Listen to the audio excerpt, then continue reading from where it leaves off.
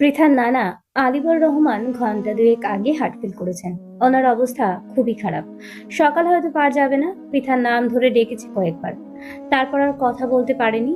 ওই যে জ্ঞান হারিয়েছে, তারপর আর ফিরেও আসেনি। বড় মামার কথায় পৃথার মাথা কিছুক্ষণ হ্যাং হয়ে যায়। 17টা বছর ধরে মানুষটার মুখও দেখেনি পৃথা, অথচ সেন্স হারানোর আগে নাকি পৃথার নাম মুখে জপ করেছে। এই কষ্ট সে কোথায় রাখবে? পৃথা, আমার কথা শুনতে পাচ্ছিস? বলতেই পৃথা হুম বলে চোখ মুছল বাঁ হাত দিয়ে। তুই রেডি থাকিস মা, আমি এক্ষুনি তোকে নিতে যাচ্ছি। বলে কল কেটে দেয় ওর মামা। এদিকে ওর দাদি বাসায় নেই, ফুফুর বাসায় গেছে গতকাল। দাদিকে কথাটা বলবে কি বলবে না এসব নিয়ে দ্বিধায় পড়ে গেল পৃথা। এই বাসার কাউকে পছন্দ করে না ওই বাসার মানুষগুলো, তাই না বলাই বেটার। ঝটপট অজু করে এসে সালাত আদায় করে নানুর জন্য এই প্রথম প্রাণ ভরে দোয়া করল পৃথা। তারপর সব কাজ গুছিয়ে নিতেই বাহিরে বাইকের হর্ন শুনতে পেল সে। পৃথা দৌড়ে গিয়ে দরজা খুলে দিতেই দেখলো ওর মামা দাঁড়িয়ে আছে বাইক নিয়ে। সেখান থেকে এসে কোনো মতে ড্রেস চেঞ্জ করে ব্যাগ আর ফোনটা নিয়ে রুমে তালা লাগিয়ে আবারও মামার কাছে দৌড় দিল।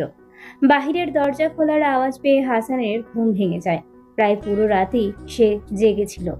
তার মা বাসায় নেই, তাই মেয়েটা একা থাকবে ভেবে তার ঘুম আসেনি। বারান্দায় গভীর রাত পর্যন্ত মেয়ের দরজার পানে চেয়েছিল। শেষ রাতের দিকে রুমে এসে বিছানায় গা এলিয়ে দিতেই ঘুম চলে আসে। হাসান বিছানা থেকে ধর্মর করে উঠে বসলো। পাশে রিতা ঘুমিয়ে আছে। মেয়ের রুমে একা বলে দ্রুত রুম থেকে বের হয়ে দরজার কাছে এসে দেখলো পৃথা ওর মামার বাইকে উঠতেই মামা স্টার্ট দিল। নিমিষেই দুজন চোখের আড়াল হয়ে গেল। হাসানের বুকে চিনচিনে ব্যথা শুরু হলো। এত ভোরে মেয়ে আমার কোথায় গেল? হাসান দরজা পেরিয়ে জোরে হাঁটা দিল। তারপর দেখলো ওরা শহরে যাবার রাস্তার দিকে চলে গেল। কি হয়েছে ওদের? বলেই মলিন মুখে হাসান বাসায় এসে দরজাটা লাগিয়ে দিয়ে অজু করে নামাজ পড়ে নিল। আল্লাহ দরবারে দু হাত তুলে মেয়ের হেফাজতের জন্য দোয়া করে বাসা থেকে বের হয়ে গেল হাসান। সকালের হাঁটার অভ্যাস তার, অভ্যাস বললে ভুল হবে। হাঁটার নাম দিয়ে পারুলের কবরের সামনে এসে অনেকক্ষণ বসে থাকে হাসান। নিজের ভুলের শাস্তি আল্লাহ তাকে দিয়েছে, তার উপরে মেয়ের প্রতি মুহূর্ত তাকে শাস্তি দিয়েই চলেছে। পারুলের কবরের কাছে এসে কিছুক্ষণ দাঁড়িয়ে থাকে হাসান। এরপর অশ্রুসিক্ত নয়নে কবর জিয়ারত করে। তারপর অস্ফুট স্বরে বলে ওঠে, পারুল, তুমি কি আমাকে ক্ষমা করছো? সেই যে চলে গেলে আর আমার কাছে ফিরে এলে না। মেয়েটা আজ 17 বছর ধরে আমার সাথে কথা বলে না, এমনকি সে আমার মুখও দেখতে চায় না। এটা আমার কাছে অনেক বড় বোঝা। এই বোঝার ভার বহন করার ক্ষমতা আমার নেই, তবুও এতটা বছর বুকে পাথর চাপা দিয়ে সহ্য করতে হচ্ছে। হাসানের চোখ দিয়ে পানি পড়ে গাল বেয়ে টপ টপ করে বুকে এসে পড়ে পরনের শার্টটা ভিজিয়ে ফেলেছে। আচ্ছা পারুল, তুমি বলো তো, আমাদের পৃথা কার মতো হয়েছে? আমার মতো না তোমার মতো? ওর চোখ দুটো কিন্তু একদম তোমার মতো হয়েছে, চুলও তোমার মতো, কিন্তু হাইটে আমার মতো সে হয়েছে। মেয়েটা দিন দিন তোমার মতো সুন্দর হয়ে উঠছে। কোথায় বিয়ে দিব, কি করব, কিছুই বুঝতে পারছি না। তার ব্যাপারে কোনো সিদ্ধান্ত নেওয়ার অধিকারও আমার নেই। কি যে করি ওকে নিয়ে চিন্তায় আমার ঘুম আসে না। এভাবে হাসান তার স্ত্রীর কবরের পাশে দাঁড়িয়ে নানা কথা বলতে লাগলো। পৃথাকে তার নানু আর দেখে যেতে পারেনি। সে হসপিটালে পৌঁছানোর আগেই তার নানু মারা গেছে। পুরো কেবিন জুড়ে কান্নার কলরব উঠে গেছে। বড় মামা পৃথার হাত ধরে দ্রুত তার বাবার কাছে আসছিল। এমন সময় তার বাবার মৃত্যুর কথা জানতে পারে। তবুও মেয়েটাকে নিয়ে বাবার লাশের সামনে গিয়ে দাঁড়ালো। কত বছর পর নানুকে দেখলো পৃথা। চোখের পানি আর ধরে রাখতে পারলো না। পৃথার নানি আধা চিৎকার দিয়ে বলল, এখন কেন দেখতে এসেছিস? মরার পর দেখতে আসছিস? এখন দেখে কি হবে? যার যাওয়ার কথা সে চলে গেছে, এবার তো শান্তি পেয়েছিস। কেবিনের সামনে আর দেরি না করে ওখান থেকে বাইরে চলে এলো পৃথা। আকাশে মেঘ করেছে, হালকা ঝিরঝির করে বৃষ্টি হতে শুরু করলো। 3 তলা থেকে নেমে নিচের তলায় আসতেই ওর কাছে একটা কল আসলো। ব্যাগ থেকে ফোনটা বের করেই দেখে নাজমুল স্যার কল দিয়েছে কয়েকবার। কথা বলতে মোটেও ইচ্ছা হচ্ছিল না, তাই কল কেটে ফোন ব্যাগে রাখতেই আবারও কল। মুখে বিরক্তির ভাব টেনে কলটা রিসিভ করলো পৃথা। সালাম দিতেই নাজমুল হুদা ধমকের স্বরে বলে উঠল, রাখো তোমার সালাম, তোমায় কখন আসতে বলেছিলাম, আর এখন কয়টা বাজে? আমার সাথে ফাজলামি করো? তুমি জানো এখানে কি হয়েছে? স্যার, আমার নানু মারা গেছেন। আমি এখানে এসেছি। আগামী 2-3 দিনেও মনে হয় কোচিংয়ে যাইতে পারবো না। তোমার নানু মারা গেছে না, যেতে আছে সেটা আমার দেখার দরকার নেই। অবশ্যই বড় ধরনের সমস্যা হয়েছে। 10টার মধ্যে চলে আসবা, তোমাকে যেন উপস্থিত দেখি। কথা শেষ হবার আগেই কলটা বিচ্ছিন্ন হয়ে গেল। কল কেটে দিল বলে রাগে নাজমুল হুদা টেবিলে জোরে চাপড় দিল। তারপর আবার কয়েকবার কল দিল, কিন্তু বরাবরই নম্বর বন্ধ দেখালো। নাজমুলের টাক মাথার চাঁদি যেন হঠাৎই গরমে তেতে উঠল। হাঁটুর বয়সে মেয়ের সাহস দেখে আমি তাজ্জব বনে গেলাম। এতদিন ভালোবেসে কথা বলে দেখে মাথায় উঠে গেছে, এবার এমন টাইট দেব কেঁদে কুল পাবে না। এদিকে নেট দুর্বল বলে যোগাযোগ বিচ্ছিন্ন হয়ে গেছে। তারপর হঠাৎই ফোনটা বন্ধ হয়ে গিয়েছে। পৃথা নাজমুল স্যারকে ভালো করে চেনে। এই মানুষটা ভীষণ বখাটে রাগের অধিকারী। অন্য স্যারদের পান থেকে চুন খসলেই অকথ্য ভাষায় বকাবকি করে, আর পৃথা তো তার কাছে চুনোপুটি মাত্র। এমনি গতকাল আমার উপর রেগে আছে। তার ভেতর এমন একটা ঘটনা ঘটে গেল। চাইছিলাম ওখান থেকে কোনো সমস্যা ছাড়াই চলে আসতে, কিন্তু আজ যা ঘটলো তাতে এত সহজে তিনি ছাড় দিবেন না আমায়। টেনশনে মাথা মনে হয় ছিঁড়ে যাবে। এদিক ওদিক তাকিয়ে দেখলো বাহিরে প্রচন্ড বৃষ্টি শুরু হয়ে গেছে। বাহিরের সব পাই এসে নিচের প্লেসে জমা হয়েছে। ঝালমুড়িওয়ালা এক কোণে বসে তার রমরমা ব্যবসা জমিয়ে ফেলেছে। অতিরিক্ত মানুষের ফলে নিঃশ্বাস নেওয়া যেন দায় হয়ে পড়েছে। তার ভিতর এখানে সব কথাবার্তায় মাছের বাজারে পরিণত হয়েছে স্থানটি। ব্যাগে সবসময় ছাতা থাকে পৃথার, তাই ছাতাটা বের করে মেলে ধরে বৃষ্টির মধ্যে বের হয়ে চলে গেল পৃথা। উপরে গেলে নানিরা আরো কথা শুনতে হবে, তাই আর সেদিকে গেল না। অদূরে সিমেন্টের বেদির উপর চুপ করে বসে ফোন অন করার চেষ্টা করতে লাগলো পৃথা, কিন্তু বরাবরই ব্যর্থ হলো সে। রাতে যদি চার্জে লাগিয়ে ঘুমাতো তাহলে হয়তো এমন অঘটন ঘটনা কখনোই ঘটতো না। ফোন আবার ব্যাগে রেখে চুপ করে বসে রইল। এই বৃষ্টির মধ্যেই পরপর দুটো প্রাইভেট কার এসে গেটে দাঁড়ালো। গাড়ি থেকে ছাতা মাথায় এক যুবক নামলো। পরের গাড়িতে একটা বোরকা পরিহিত মহিলা, একটা পুরুষ আর 21-22 বছরের একটা মেয়ে নামলো। মহিলাটি কাছের ফোনে কথা বলছে। তারা দ্রুত উপরে উঠে গেল। হয়তো তাদের কোনো আপনজন এই হসপিটালে আছে। আলিবর রহমানের বড় মেয়ে রাহেলা এসে দুপুরে বাবার লাশের সামনে পড়লো। নিমেষেই পরিবেশটা আবারও ভাইরি হয়ে উঠল। রাহেলার বড় ছেলে রাফা দ্রুত বের হয়ে এলো বারান্দায়। এমন পরিবেশে থাকতে সে মোটেও অভ্যস্ত নয়।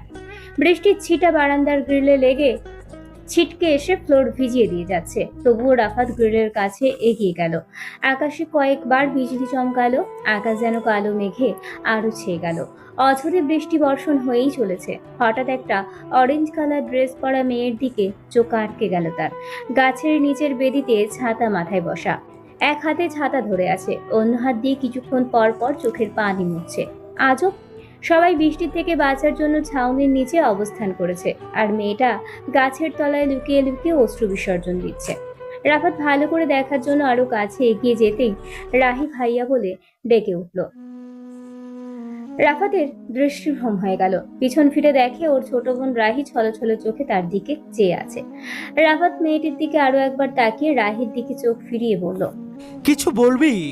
আম্মু তোমায় ডাকছে। রাফাত কিছু বলতে যাবে এমন সময় রাহি ওর হাত ধরে টেনে নিয়ে গেল ভিতরে। ভিতরে ঢুকেই তার আম্মুর চিৎকার করে কথা বলতে শোনা গেল। রাহেলা বেগম তার মায়ের উপর চরম খেপেছে, কারণ সে এসে শুনেছে পৃথাকে তার মা অনেক বকাঝকা করেছে। তার কথা কেন তাকে বকাঝকা করবে? এমনি মেয়েটা আসে না তাদের কাছে, তার ভিতর কেন তাকে এতগুলো কথা শোনাতে হবে? সে আর জীবনে আসবে? ও কিভাবে একা একা বড় হয়েছে তা আমরা সবাই জানি। তারপরও আম্মা আপনি কেমন করে তাকে এত কথা শোনান? পৃথার বড় মামা চিন্তিত স্বরে এসে বলল, আপা, ও যে কোথায় গেল আল্লাহই জানে। নাম্বারটাও বন্ধ দেখছি। এই সময় ওকে কোথায় খুঁজবো? হয়েছে আপনার শান্তি? বলেই রাহেলা বেগম ফিকরে কেঁদে উঠল। এমন সময় রাফাত কিছু একটা ভেবে বলে উঠল, পৃথা কি অরেঞ্জ কালার ড্রেস পরে এসেছিল? বড় মামা হ্যাঁ বলতেই রাফাত বলল, তাকে আমি দেখেছি। আপনার হসপিটালের সব সমস্যা মিটান, আমি তাকে নিয়ে বাসায় যাচ্ছি। কথাগুলো বলে রাফাত কেবিন থেকে বের হয়ে চলে গেল। ছাতা মাথায় রাফাত এসে পৃথার পাশে বসে টিস্যু এগিয়ে দিয়ে বলল, আড়ালে কান্না করার চেয়ে না করাই উত্তম। বরং সবার সামনে যদি তোমার চোখে এক ফোঁটা পানি পড়তো তাহলে অন্তত সবার একটু হলেও আত্মা ঠান্ডা হতো। পুরুষ কণ্ঠ শুনে পৃথার ধ্যান ভাঙলো। এতক্ষণ সে মনে হয় অন্য কোনো চিন্তায় বিভোর ছিল। পাশে চেয়ে দেখলো একটা পুরুষ বসে আছে। তাকে দেখে পৃথা উঠতে যাবে এমন সময় রাফাত ওর হাত ধরে আবারও বসিয়ে বলল, আমার মনে হচ্ছে তুমি দেখতে খুব মিষ্টি হলেও একটু বেশি অহংকারী। কথাটা কি ঠিক বললাম পৃথা? পৃথা হাতটা ছিটকানি দিয়ে সরিয়ে দিয়ে বলল, আপনার অসভ্যতামির জন্য কি আমাকে মানুষ ডাকতে হবে?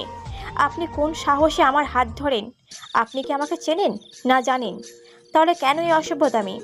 রাফাত ঠোঁট উল্টিয়ে পৃথার দিকে চেয়ে আবার বলল, আমি জানি তুমি বড় হয়ে গেছো, কিন্তু এত বড় হয়ে গেছো তা জানতাম না। ছেলেটির কথা শুনে পৃথা বুঝতে পারলো ছেলেটি তার চেনা কেউ, হয়তো মায়ের কোনো আত্মীয় হবে। তাই আর কিছু বলল না, বরং সেখান থেকে মামার কাছে যাওয়ার জন্য পা বাড়াতেই রাফাত ওকে ডেকে বলল। আমাকে কি চিনতে পেরেছো পৃথা? পৃথা ঘাড় বেঁকিয়ে রাফাতকে দেখে বলল, না, আপনাকে আমি চিনি না। আমার চেনার প্রয়োজন বোধও করছি না। আমি ঠিকই ধরেছি, তুমি বেশ অহংকারী আর বোঝালো মেয়েও বটে। মেয়ে মানুষের এতটা তেজ থাকা ভালো নয়। যা হোক, সেদিকে না যাই। আমি তোমার রাহেলা খালামুনির ছেলে রাফাত চৌধুরী। এবার নিশ্চয়ই চিনতে ভুল হবে না। চলতে গিয়েও পৃথা থেমে যায়। এখন প্রচন্ড লজ্জা লাগছে তারপরও লজ্জাকে মন থেকে দূর করে পৃথা রাফাতের চোখের সাথে চোখ মিলিয়ে বলল, আসলে ভাইয়া, আমার স্মৃতিশক্তি তেমনটা প্রখর না, তাই আপনাকে চিনতে পারিনি। আর আপনি যে বললেন আমি অহংকারী, সেটা আসলে মোটেও সত্যি না। ওটা আমার অহংকার না, বরং ওটা আমার আত্মমর্যাদা। কথাগুলো বলে পৃথা ওর মামার কাছে চলে গেল। যাক বাবা, আমাকে পাত্তাই দিল না। দম আছে বলতে হয়, না হলে এত জীবন কেউ এভাবে একা থাকে? অ্যাম্বুলেন্স ভাড়া করে সেদিন আলিবর রহমানের লাশ বাসায় আনা হয়, এনে দাফনও করা হয়। দাফনের পর আবারও বৃষ্টি যেন জেঁকে বসে, থামার কোনো নামই নেই। রাহেলা বেগম সহ বাসার সবাই পৃথার দিকে বিশেষ নজর দেয়। মা মরা মেয়ে, মায়ের ভালোবাসা পায়নি, তাই তারা যত্ন নিতে ত্রুটি করে না। দুদিন পৃথাকে তারা তাদের সাথেই রাখে। এমনকি রাহেলা বেগম অনেকটা জোর করেই রাফাতের সাথে পৃথাকে বাহিরে পাঠিয়েও দেয়। অনিচ্ছা সত্ত্বেও পৃথাকে রাফাতের সাথে অনেক জায়গায় যেতে হয়েছে। রাহেলা বেগমের মনে যে কি চলছে সেটা রাহেলা বেগম ভালো জানেন। এসি গাড়ির মধ্যে লাবণ্য চৌধুরী বসে রাস্তার ওপাশে বাইকে বসা ছেলেটির দিকে মনোমুগ্ধ হয়ে চেয়ে আছে। এসি গাড়ির মধ্যে লাবণ্য চৌধুরী বসে রাস্তার ওপাশে বাইকে বসা ছেলেটির দিকে মনোমুগ্ধ হয়ে চেয়ে আছে। সে এক জিনিস দুবার ব্যবহার খুব কম করে, কিন্তু 4 বছর পার হতে চলল। এই একটা ছেলের প্রেমে সে বারবার হাবুডুবু খাচ্ছে। তাকে সে যতই দেখে ততই তার প্রেমে পড়ে যায়। তার নজর কাড়া চেহারা, বিশেষ করে তার ড্যাশিং মার্কা চুল। খুব কম মানুষ এমন চুলের অধিকারী হয়। তাছাড়া সে অত্যন্ত মেধাবী একজন ছাত্র। পারফেক্ট মানুষ এই পৃথিবীতে কয়জন মানুষ জন্মে? তবে যেসব ভাগ্যবান মানুষেরা জন্মায় তাদের মধ্যে এই ছেলেটা অন্যতম একজন। মুকাই চৌধুরীর একমাত্র মেয়ে, যার অর্থ, নাম, যশ, সম্মান, খ্যাতির কোনো কমতি নেই। কিন্তু 4 বছর হয়ে গেল, লাবণ্য ছেলেটির মনে এখনো জায়গা করে নিতে পারেনি। যতবার তাকে প্রপোজ করেছে ততবারই সে রিজেক্ট করেছে। অথচ সে লাবণ্যর মতো অনেক মেয়েরই ক্রাশ। দেখ, লাবণ্য ছেলেটিকে প্রথম দেখেছিল তাদের ক্লাসে। পড়ালেখায় অত্যন্ত ভালো, কিন্তু কারোর সাথে কোনো কথা বলে না। সবাই ভাবলো ছেলেটা হয়তো একটা আবার মার্কা, তাই ক্লাসের ব্যাড ছেলেরা তাকে নাস্তিহাল করার কমতি রাখলো না। 1 দিন 2 দিন ছেলেটি মুখ বুজে সব সহ্য করে, কিন্তু 3য় দিনের বেলায় আর চুপ থাকে না সে। সেদিন সে সবার শেষে ক্লাসে আসলো। ক্লাসে ঢুকতেই কিছু ছেলে ওর পিছু নেয়। কেউ শার্টের বোতাম খুলে মস্করা করে, কেউ বা পিঠে চাপড়ে থাবা মেরে তাচ্ছিল্য করে। সে বারবার বলেছিল এসব তার পছন্দ না, কিন্তু ছেলেগুলো তার সেটা শুনছিল না। সাথে কয়েকটা মেয়ে এসেও যোগ দিল। সবাই তাকে জোকারের মতো ট্রিট করছিল। পুরো ক্লাসের স্টুডেন্টরা তা মজা করে দেখছিল আর হাসছিল। ছেলেটি রেগে গিয়ে কোনো কথা না বলে শিক্ষকের চেয়ার তুলে ক্লাসরুমের জানালার কাছে পরপর কয়েকটা বাড়ি বসিয়ে দেয়। তার এমন পাগলামি কাণ্ডে পুরো ক্লাসের স্টুডেন্টরা ভয় পেয়ে সেদিন থ মেরে গিয়েছিল। ছেলেটি চিৎকার দিয়ে বলে উঠল, চুপ থাকি বলে মোটেও ভেবো না আমি শান্ত স্বভাবের ছেলে। যদি আমি একবার অশান্ত হয়ে যাই তাহলে তোমাদের আমার কাছে শিক্ষা গ্রহণ করতে হবে। এরপরও যদি ফের আমার সাথে লাগতে আসো তাহলে একদম খেয়ে ফেলবো। উফ, কি ডায়লগ ছিল! সেদিন থেকে লাবণ্য ছেলেটির প্রেমে মজে যায়। ক্লাসে হাঙ্গামা করার জন্য অবশ্যই তাকে অনেক বেগ পোহাতে হয়েছে। সবাই ভেবেছিল ছেলেটিকে ভার্সিটি থেকে হয়তো বের করে দেওয়া হবে তার এমন কর্মকাণ্ডে, কিন্তু সবাইকে সে তুড়ি মেরে দেখিয়ে দিয়েছিল আসলেই সে যে কোনো কাউকে খেয়ে ফেলার মতোই মানুষ। দিব্যি পরের দিন থেকে সে ক্লাস করেছে, বরং অন্যদের এর জন্য সাজা পেতে হয়েছে। কথাগুলো ভাবতে ভাবতেই লাবণ্য একবার অন্যদিকে চেয়ে আবারও ছেলেটির দিকে চেয়ে রইল। একটা অভিজাত্য সেলুনের সামনের আলিশান মোড়ে বাইকে বসে আছে আদিল। তাকে যেন কল করছে, কিন্তু নাম্বার বারবার বন্ধ দেখানোর জন্য কিছুটা মনক্ষুণ্ণ হয়ে বাইক ছেড়ে উঠতেই একটা চলন্ত কার থেকে ঠান্ডা পানির ক্যান ছুটে এলো ওর দিকে। আদিল গাড়িটির দিকে তাকিয়ে দেখলো কিছু বখাটে ছেলে ডোর দিয়ে হাত বাড়িয়ে তাচ্ছিল্যের হাসি দিয়ে উঠলো একসাথে। আদিল পাল্টা হাসি ওদের ফেরত দিয়ে ক্যানটি তুলে এত জোরে একটা পা দিয়ে শট করলো ওদের লক্ষ্য করে যে সেটা গিয়ে সোজা একজনের হাতের সাথে বাড়ি খেয়ে ছিটকে অন্যদিকে চলে গেল। বস্তুত একটা ছেলে তখনও হাত বাড়িয়ে ওকে টিচ করেই চলেছিল। কিছু দূরে গিয়ে গাড়িটি ব্রেক কষে থেমে গেল। কেবল ডোর খুলে তারা বের হবে তখনই একটা ছেলে এসে লাথি দিয়ে আবার ডোরটা বন্ধ করে হাতের ইটটা উঁচু করে ধরে বৃষ্টি জব ভাষায় বলে উঠল, ওই শালা, দুষ করে আবার গাড়ি থামিয়েছিস? হাত পা ভাঙার শখ জেগেছে তাই না? শালা, 6 মাসেও বাথরুম সেরে পানি খরচ করার মতো হাতের অবস্থা থাকবে না। সশরীরে ঘরে ফিরতে চাস তো এখান থেকে এক্ষুনি চলে যা। ছেলেগুলো আর না নেমে গাড়ি নিয়ে চলে যায়। আদিল শুধু ছেলেটাকে হাত দিয়ে ইশারা করে সেলুনে ঢুকে পড়ে।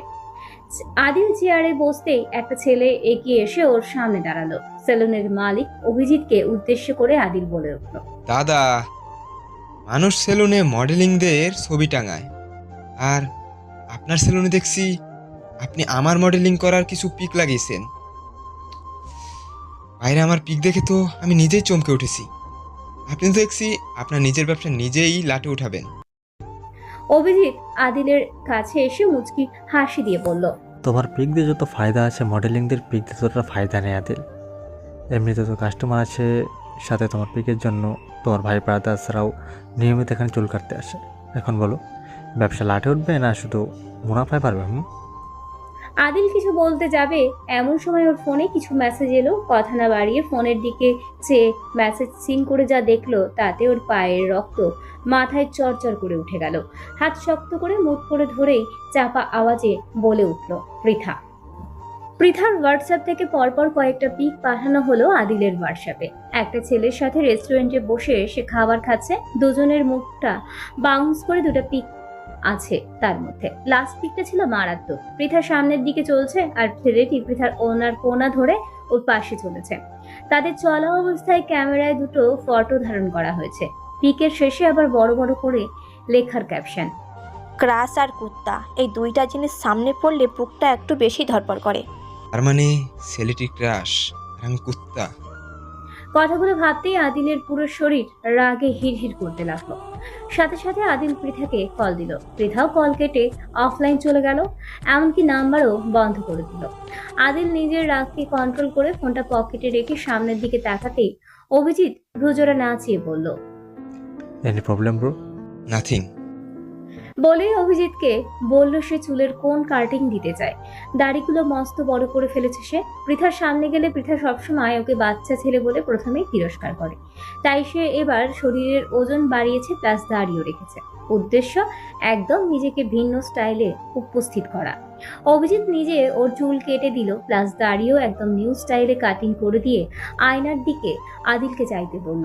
আদিল আয়না একবার নিজেকে দেখেই অভিজিৎকে প্রশ্ন করলো, দাদা, আমাকে কি 25 বছরের লাগছে না 28 বছরের ছেলে লাগছে? আদিলের শরীর থেকে কাপড় খুলতে খুলতে অভিজিৎ বলল, দুটোতেই চায় তোমার বয়স। সবাই বয়স কমাতে চায়, তুমি বাড়াতে চাও কেন বলতো? এদের কথার মাঝেই হঠাৎ লিমন বলে উঠল, ভাই, আপনার বিরুদ্ধে আমার অভিযোগ আছে। আদিল চেয়ার থেকে উঠতে উঠতে বলল, জলদি বলো, আমার এক জায়গায় যেতে হবে। আরে তোর কথা রাখতে আগে ওর কটা ফুল পিক তুলে না তো। এত সুন্দর লুকিং হারানো চায় না, এত সুন্দর লুকিং হারাতে চাই না আমি। এই নিপিকগুলো কাল্লা খাবো। ওখানেই তো আমার আপত্তি। আমি আর আদিল ভাইয়ের পিক তুলব না। ওনার জন্য আমার 6 বছরের সংসার ভাঙতে চলেছে। কথাগুলো বলে অন্যদিকে মিলন যেতেই অভিজিৎ খপ করে ওর হাতটা চেপে ধরেই বলল, কই যাস? পিক তোলে যেখানে খুশি সেখানে যা।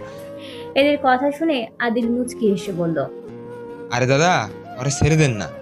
আসল কথা তো ও বলতে পারছি না লজ্জায়, তাই অমন করছে। অভিজিৎ অবাক হয়ে বলল, তুমি জানো সে কথা? জানি তো। ভাই, ভালো হবে না কিন্তু। আমার একটা সম্মান আছে, আমার সম্মান আর দুলাই মিশিয়ে দেন না।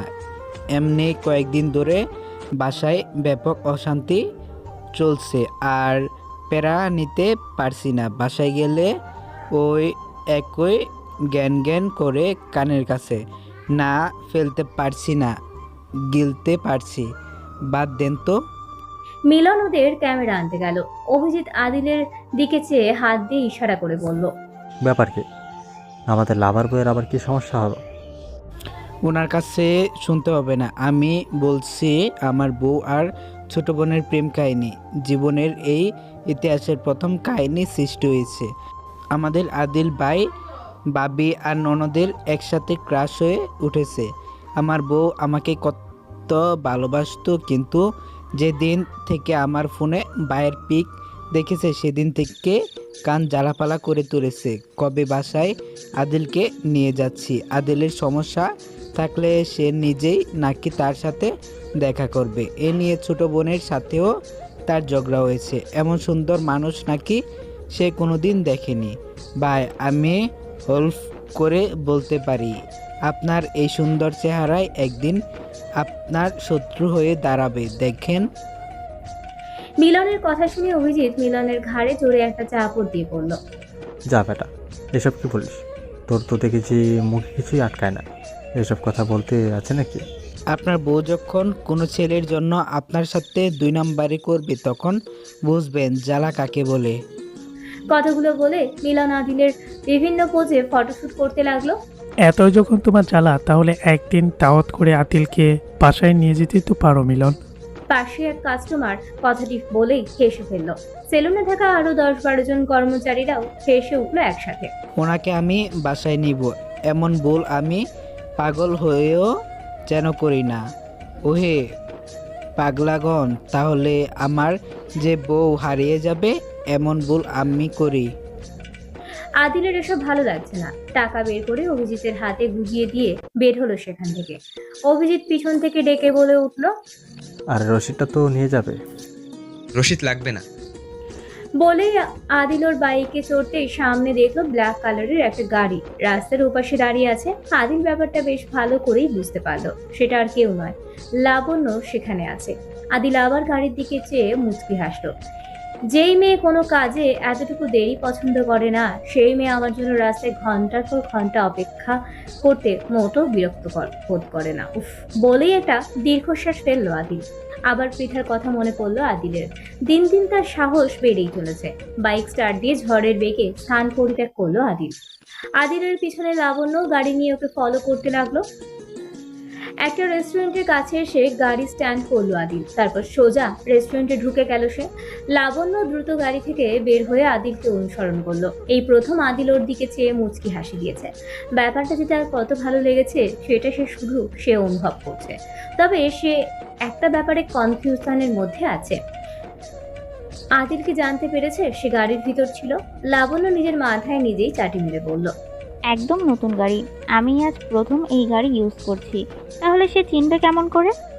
তার জানারও কোনো কথা নয় যে আমি এই বাড়িতে আছি। ধুর, আমিও যে কি ভাবি না। আদিল প্রায় সামনেই বসেছে।